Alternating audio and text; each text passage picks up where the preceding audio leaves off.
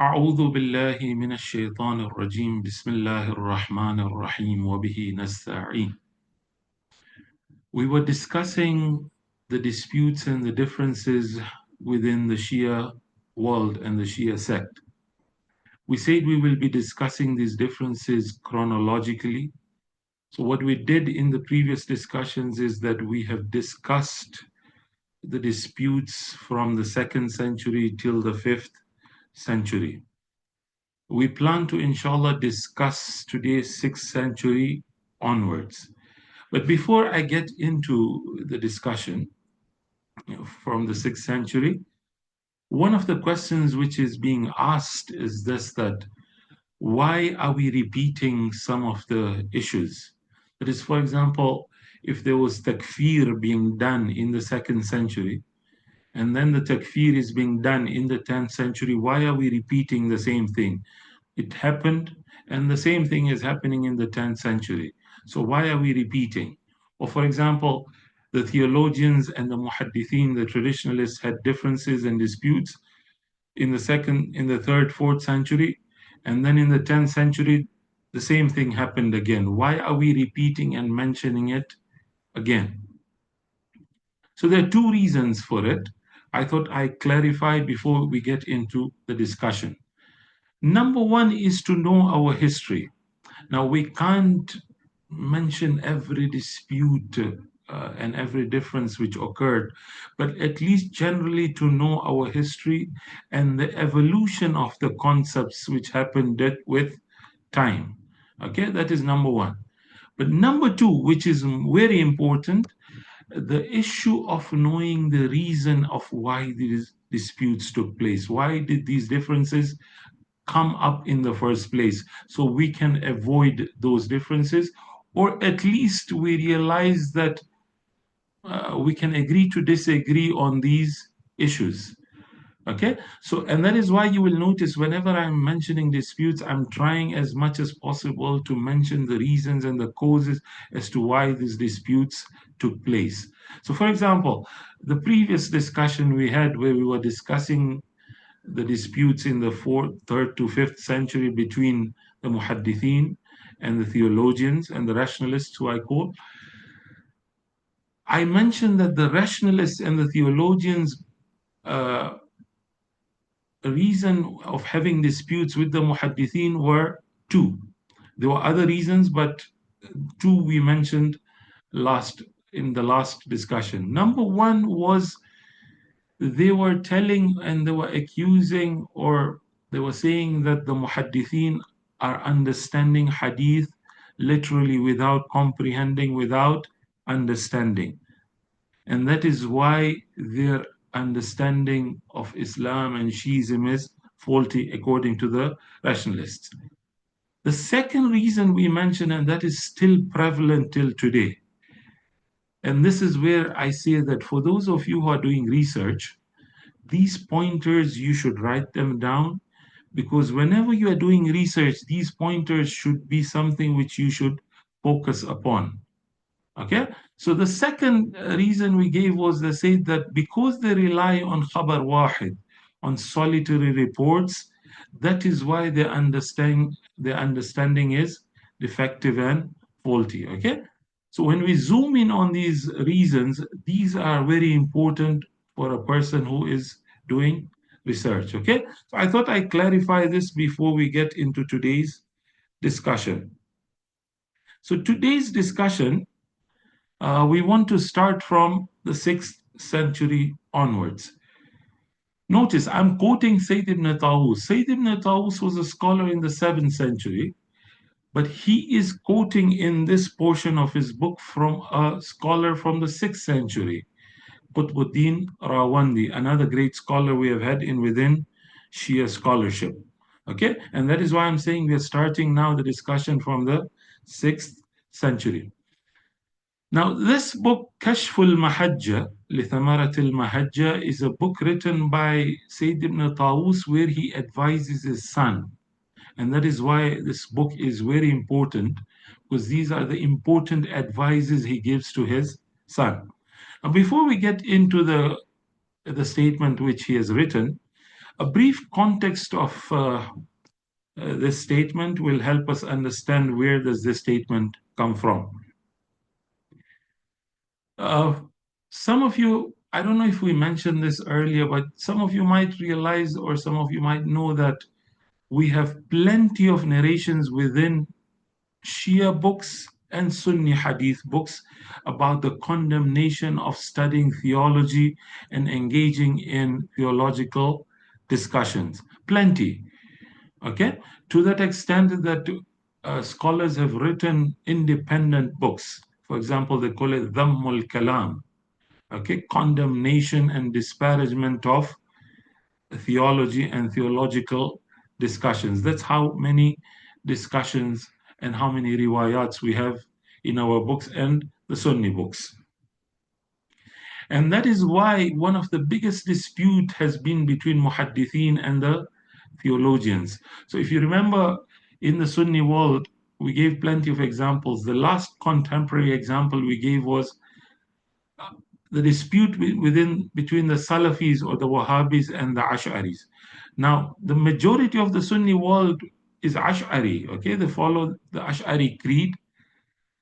But the Wahhabis and the Salafis have issues with that, and we mention all the differences. But one of the issues is theology, okay? They say that the Sahaba and the Salaf, they didn't engage in theological discussions. So if they didn't engage in theological discussions, why are we engaging in theological discussions and all these issues and these disputes related to theology? Okay, we should go back to that time of the Salaf and the time of Sahaba where they didn't have any issues with theology and theological discussions. Similarly, when you come to Shiism, okay, when we mention the time of the Imams alayhimus salam, we mention one of the great companions of the Imams alayhimus salam was Yunus ibn Abdul Rahman, a very great companion. But we have riwayats in our books where it's attributed the Imam curses Yunus ibn Abdul Rahman. Okay, Imam curses Yunus ibn Abdul Rahman. Now, for those scholars who have done research as to why these curses took place, the cause and the major cause comes from those people who oppose theology and theological discussions. They are the ones who are fabricating such narrations against these kind of companions. Okay. Similarly, you might find riwayats against Hisham bin Hakam also, who was again related to the same strand within Shiism. Okay, so keeping this context in mind now, come to this statement of Sayyid ibn Tawus. Don't forget, again, this is an advice he's giving to his son. Notice the way he calls the chapter. He says, Rawandis, this is Qutbuddin Rawandi's compilation of 95 theological disputes between Sheikh Mufid and Sayyid Murtada. Sheikh Mufid and Sayyid Murtada, if you remember the previous discussion, they belong to the same strand, the theological strand and the theological school within Shiism. Okay? Within themselves, they have 95 disputes, and that also theological only.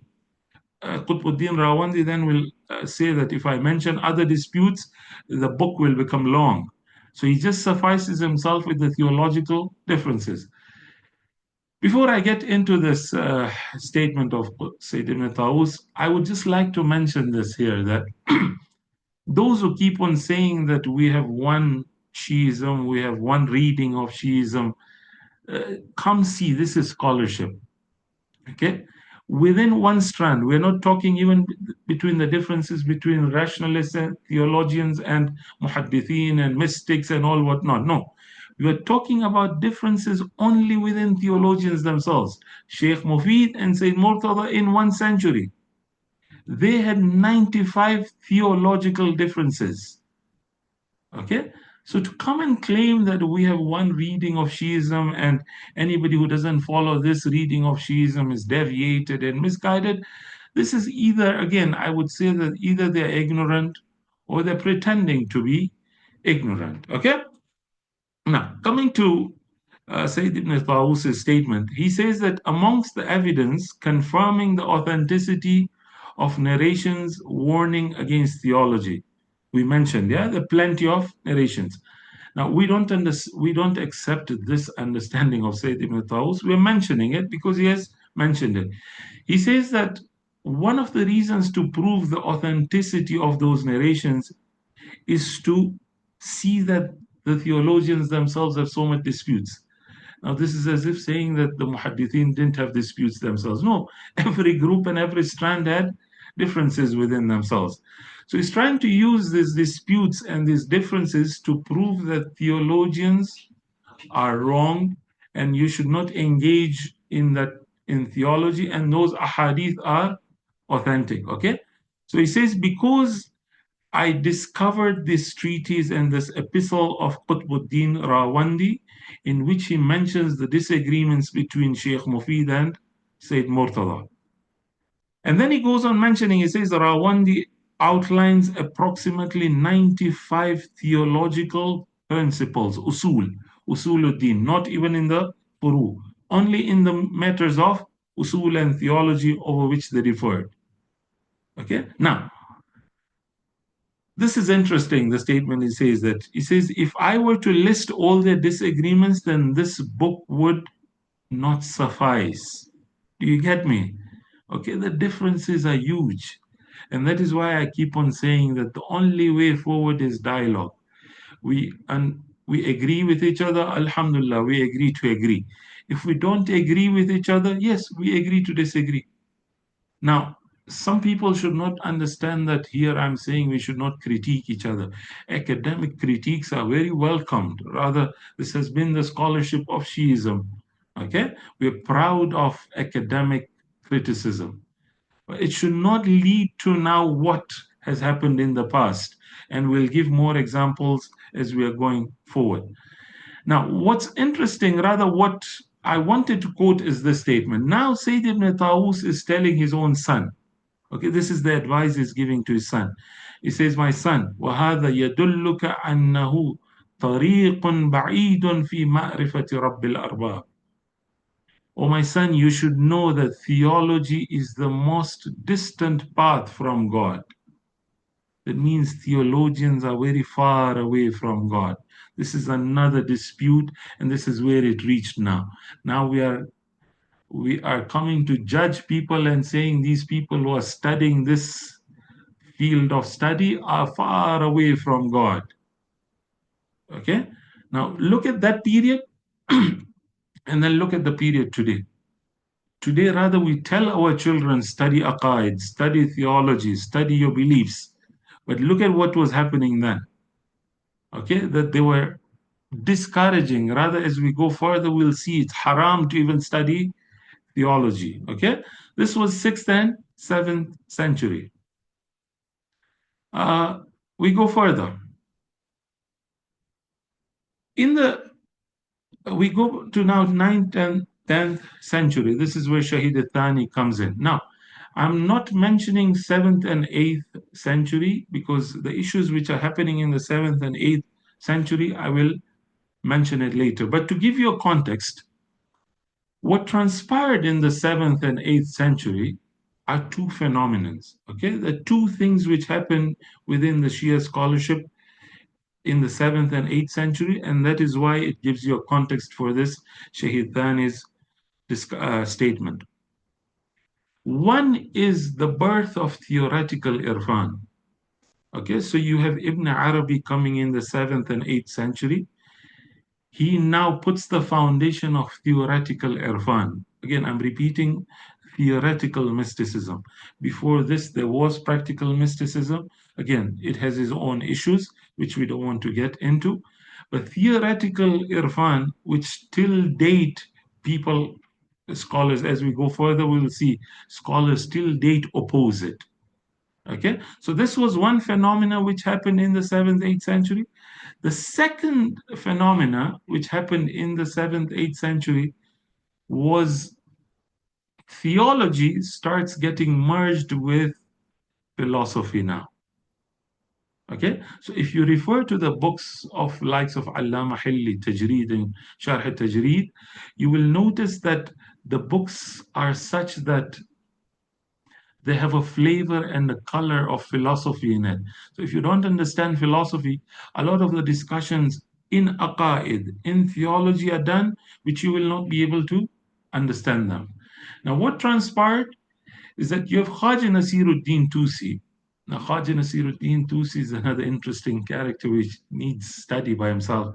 The Ismailis say he's an Ismaili, and the Twelvers and the Ithna Ashariya say he's an Ithna Ashari. Okay, there are very few scholars like this. Some people would find this very wrong, but I don't know. It's a way a scholar deals with matters that in such a way that his scholarship is such that he can accommodate everybody else. So Sayyid Jamaluddin Afghani, again, sorry, I'm going into a tangent again.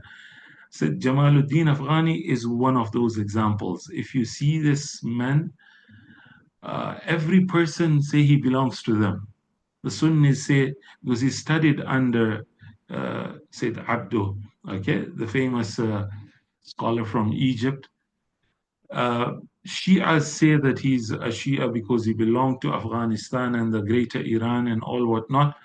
So every sect and every group is trying to say Jamal was related to them. Okay, so we have very few scholars like that. So Khaja Nasiruddin Tusi is one of those scholars who sects, all groups say that they belong to them. Now, that's another separate discussion. We can have it later sometime. So Khaja Nasiruddin Tusi becomes a teacher of Allama Hilli in philosophy and theology. And on the contrary, Allama Hilli becomes the teacher of Khaja Nasiruddin in fiqh and jurisprudence. Okay, this is where you understand that these scholars realize the importance of expertise and speciality. Where they didn't have speciality and expertise, they sought it from the other scholars. And this is what I mentioned even in the previous discussion, that the importance of specialization and expertise. Yeah. So keeping this in mind, that theology became merged with philosophy. It got a flavor and a color of philosophy. Now come to the statement of Shaykh al-Thani. Notice he says, وَأَعْظَمُ مِنْ هَذَا مِحْنَةً وَأَكْبَرُ مُصِيبَةً. Look at his words. He says the greater calamity and the disaster we have faced as Shias. وَأَوْجَبُ عَلَى مُرْتَكِبِهِ إِثْمًا. So the one who even practices this is committing a sin also. Look at where it goes to now. Okay, you study what he's going to mention is whatever you are studying, that is now you're committing a sin also. What is happening? He says that many of those who claim to be learned from the lens of Persia, Ajam, and the Iranians and other similar regions, they are engaging in these discussions. So notice, apparently this distinction was very clear that the Persians are involving in philosophy and related discussions, but the Arabs were not. And that is why Shaitan is trying to say now that these effects are coming from the Persians and they are affecting the Arabs. What are these Persians and those who are affected by the Persians engaging in? It says they spend their lifetime and exhaust their days in studying sciences of philosophy and logic, something which is being taught in the Hausa today in the seminaries. But see the shift, okay? At one time, you have scholars who are saying that this is an influence coming from the Persians. And today the Hausa is accepting it. Rather, I would put it this way also, that till date, if you go to the Hausa, for those who I have talked to, they tell us that the House of Najaf and the House of Syria is not very welcoming on discussions on philosophy and mysticism. Okay, this is something we are being told. So notice what Shaykh al-Thani is now saying, that these disciplines are inherently forbidden. مِمَّا يَحْرُمُ لِذَاتِهِ. They're haram. Okay? And if they're not inherently forbidden, then they are contradictory to religious obligations. That means it's stopping you from acquiring the religious knowledge. You're engaging in something which is wasteful, okay, which is just wasting your time. Do you get me? Okay. He goes further. If they were to devote even a fraction of this effort to acquiring religious knowledge, that means if you're studying philosophy and you're studying logic, and as we go further, as you study theology, you are not studying knowledge, religious knowledge. You're getting further away from God. He says that if they were to spend their time acquiring religious knowledge for which they will be questioned on the day of judgment, then they would attain the religious understanding which is obligatory on them. At the moment, they are not doing that. They are not doing which is wajib on them, and thus they're doing something haram. Or at least they're doing something which is stopping them from acquiring something which is haram. Can you see how harsh the criticism becomes? Why? Because in the 7th, 8th century now, theology merges with philosophy. And you can see now where is he directing his criticism towards. Somebody might say that no, he didn't talk about theology in that statement. Here he comes and clarifies. Okay, this is another book, is Rasail Shahid al-Thani. He clarifies about theology now. He says that the Islamic discipline established by the theologians is claimed to be the exclusive path or the shortest route. Now notice, everybody was claiming that their path is the most exclusive path to God. Everybody else is lost. Yeah, this is something I guess we need to stop this now. Yeah, that we need to realize that no, and I'm not promoting pluralism, but I'm trying to say that yes, there are different ways to God. What Quran calls it subul. Okay, that we have guided you to different subul. This is what the Quran talks about. Yeah, the verse, if I'm trying to recall, man jahada fina lanahdiyannahum subulana. Okay, the Quran uses the word subul, not sabil, subul. The different ways to reach God. Why are we making a path exclusive to God?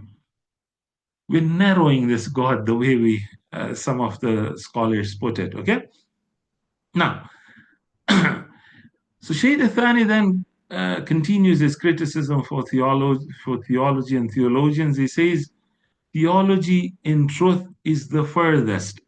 أبعدها وأصعبها وأكثرها خوفا وخطرا. Okay? It's the furthest, it's the hardest, it's the one which is filled with the most dangerous path. Okay, it's not a path. A similar statement to what Sayyid ibn Tawus told his son, that if you want to get distant away from God, then study theology. Similarly, Shaykh Thani is saying the same. If you want to get away from God, if you want to get on a path which is thorny, then get into studying theology. Okay, and then he mentions all those ahadith which we alluded to. So now he concludes. He says that after mentioning all those riwayats, then he says that this was the state of kalam and theology in the early days of Islam.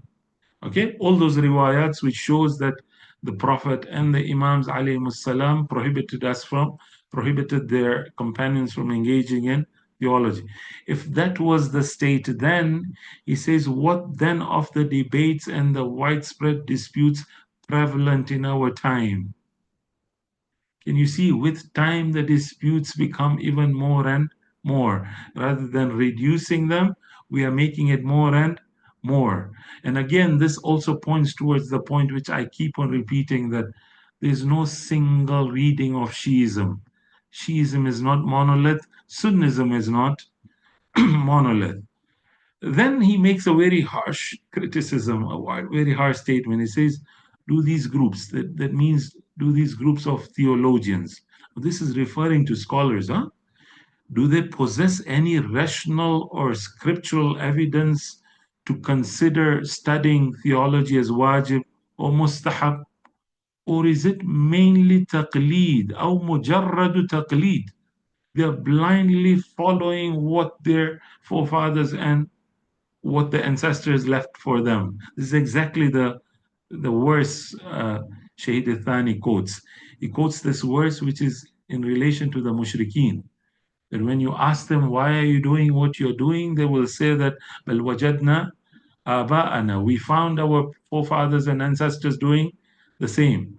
وإنا على آثارهم مقتدون. And we are following their path. This is the exact verse Shaykh Thani quotes. Okay, very strange, very harsh criticism that they're just blindly following. They don't have any proof for engaging in theological and in theological discussions.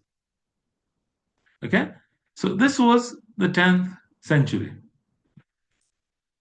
Come to now the 10th to the 13th century. And this is where this hot dispute comes in, which really was a hot dispute within. There is a lot written on this topic. This can be a series by itself, yeah? The dispute of the Akhbaris and the Usulis. Now, I will not go into that because that makes it a series by itself. I'll just be quoting Ayatollah Shahid Mutahari, rahmatullah alayh. He has summarized it nicely, the disputes within them. So he starts, this is in his book. Shahid Mutahari says that, now, Shahid Mutahari divides the Akhbaris into two. He calls them the moderate akhbaris and the extreme akhbaris. Now, these are not derogatory terms, yeah? These are terms which are used in an academic context. Please keep it in that context only.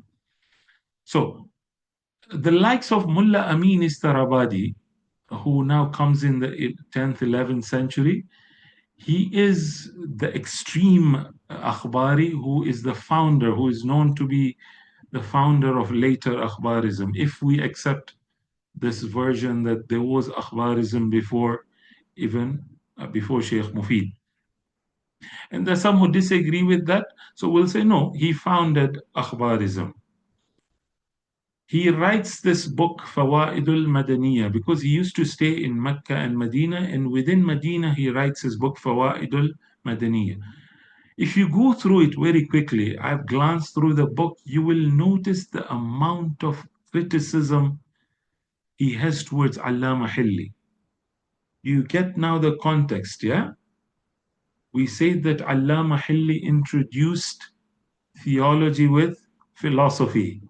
Now, this is where the harsh criticism is going towards. A lot of criticism is directed towards Allama Hilli. Rather, he insults him. And this is exactly what Ayatollah Mutahari says, that he says that Allama Hilli sakht fohsh midad. Fohsh means he swears, he uses words which are very insulting. Okay, this is where scholarship had reached. Do you get me? Okay, now it's starting to insult each other and swear against each other. Wallahi, I don't know if it is even worth it or not. Now, why did they have differences? Why did they dispute with each other? Notice that the scholars discuss their four sources within Shiism. Okay, in Sunnism, the other sources. Within Shiism, when you want to deduce a law, okay, you want to understand God's ruling, then you have four sources, yeah? You have the Quran, you have the Hadith, okay, the Ahlul Bayt alayhim salam, and then you have the Ijma, the consensus, and you have Aql. Okay, four. Now, according to Shaykh Mutahari, now he summarizes very nicely. He says that the Akhbaris used to believe that we cannot understand the Quran. So I like putting this example. He says, if you don't understand Chinese, the Quran is in a language which is Chinese, and you don't understand Chinese. So you have to get somebody who speaks Chinese to explain to you what is Chinese, yeah? So keeping this example in mind, it's something similar. This was just an analogy. The Quran has come in a language which we don't understand. This has been revealed specifically for the Ahlul Bayt alayhimus salam. They are the ones who understand. Okay? So you keep Quran aside, we cannot understand.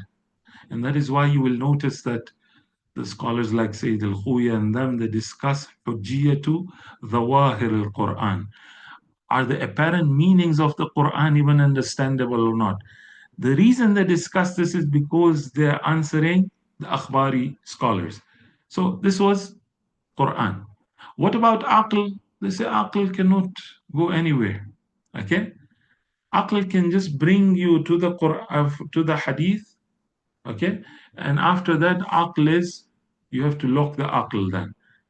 Then you submit to the Hadith, and that's all. You can't use your Aql now anymore, and that's why they were literalists. Okay? Once you come to reach to the Hadith, and that's all. After that, Aql becomes just a tool to understand that Hadith only. Further than that, Aql cannot be used. Ijma' and consensus, they believe that it came from, rather in Aql also they notice, they accuse Allah Mahalli of bringing rationality into Islam, into Shiism. They say that he brought rationality into Shiism. It wasn't there.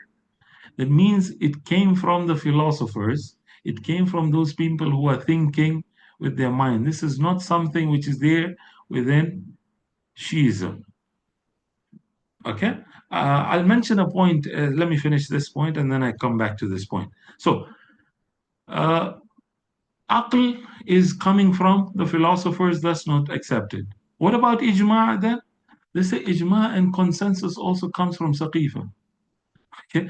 This is the place where there was a consensus and there was an Ijma', thus comes from the Sunnis. We should not be accepting Ijma' at all. So what remains is the Hadith. That's all. We will understand everything through the Hadith. As we go further, you will see that the Akhbaris were proud to say that wherever we don't have Hadith, we keep silent, we exercise caution. Okay? Now, as we go further, I will allude to that. Just a point on rationality. Ya Allah, my time is going. Okay. I was speaking to a scholar. This is something for those who want to do research further. And this is something good to know for those who are in research.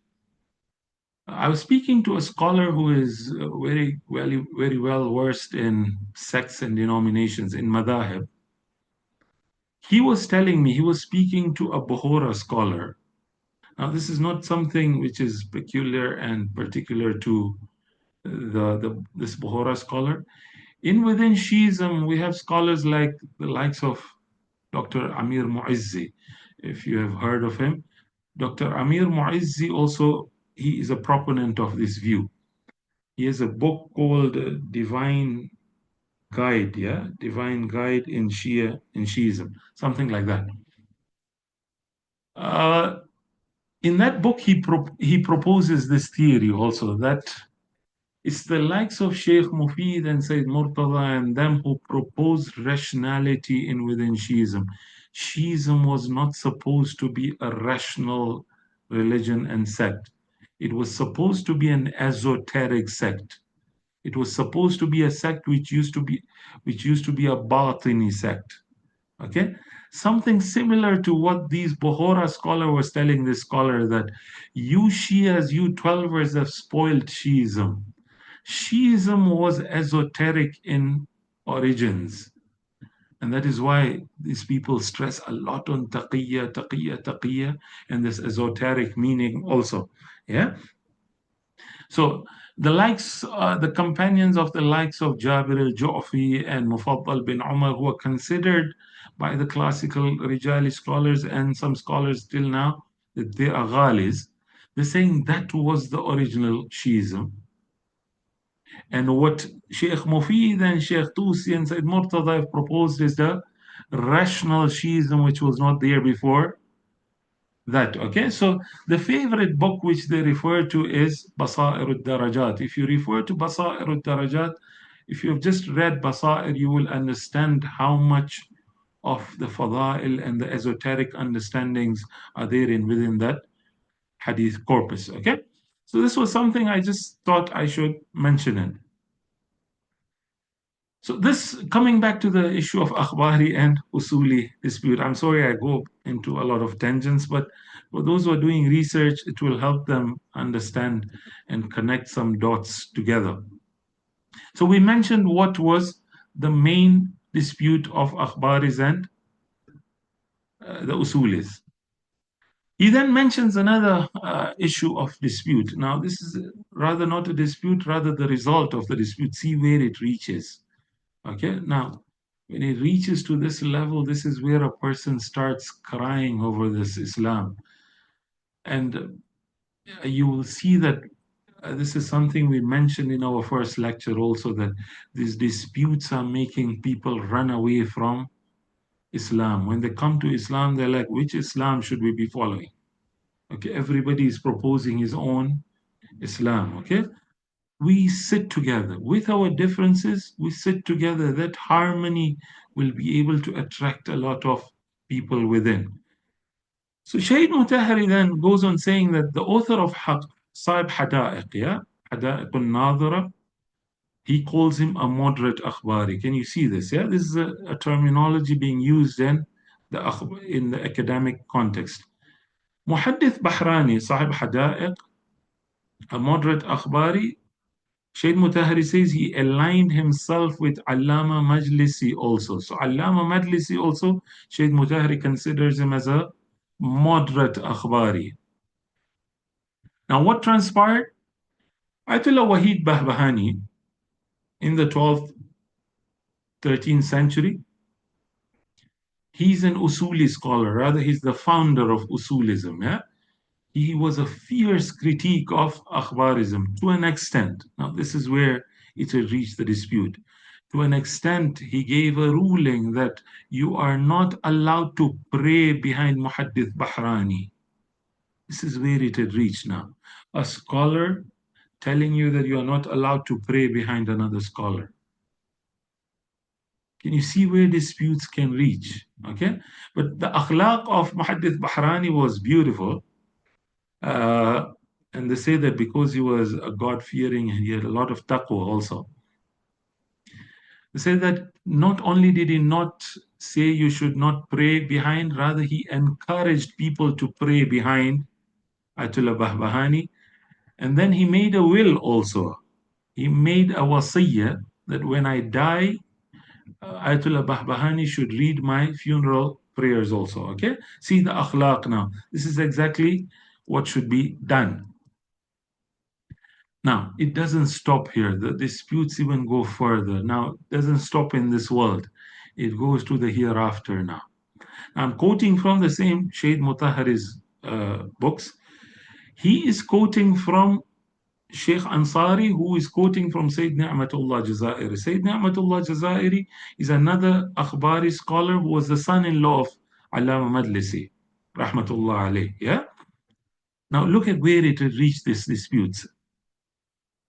He says that Sayyid Ni'matullah Jazairi says this is Sheikh Ansari quoting from Sayyid Ni'matullah Jazairi. He says, is it conceivable that on the day of judgment, one of God's servants, that means an akhbari, will be brought forward in front of God and he will be asked, what did you do? So that akhbari will respond now that I acted according to the hadith of the infallibles alayhim salam. Okay, and now notice this is the statement. Wherever their words were not available, I exercised caution. This is akhbari methodology. Okay, if you want to become an akhbari, this is how you become. Not that one day you become akhbari, one day you become usuli, one day you become something else. No, the akhbaris were proud of their methodology. Now, we disagree with that, but they were proud. Okay, this is a positive quality I find in them.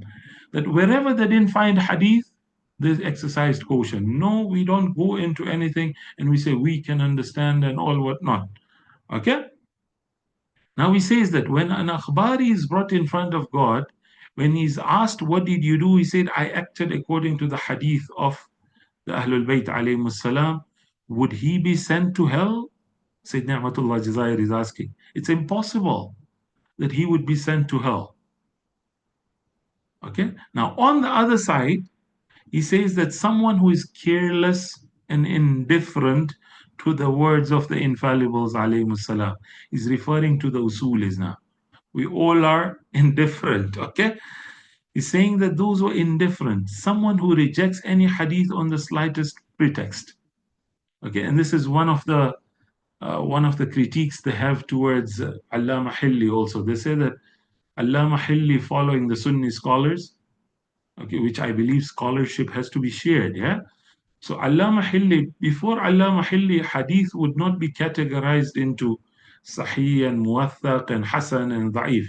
It was, Sahih and Da'if. You either accept it or reject it.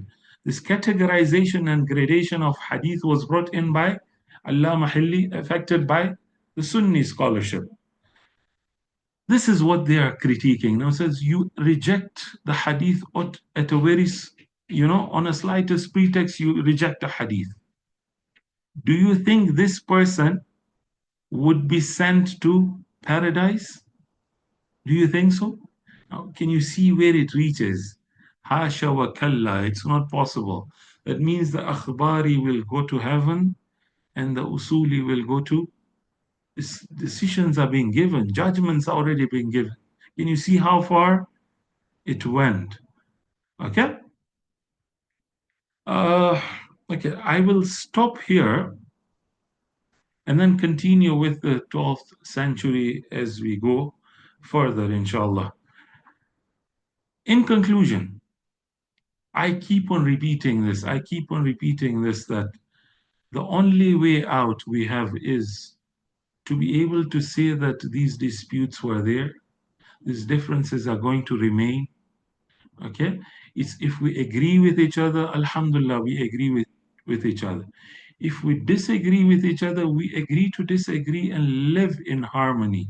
And that is what Quran wants from us. Yeah? Let's pray to Allah to give us the tawfiq to be able to get our hearts united, inshallah. Wassalamu alaikum wa rahmatullahi wa barakatuh.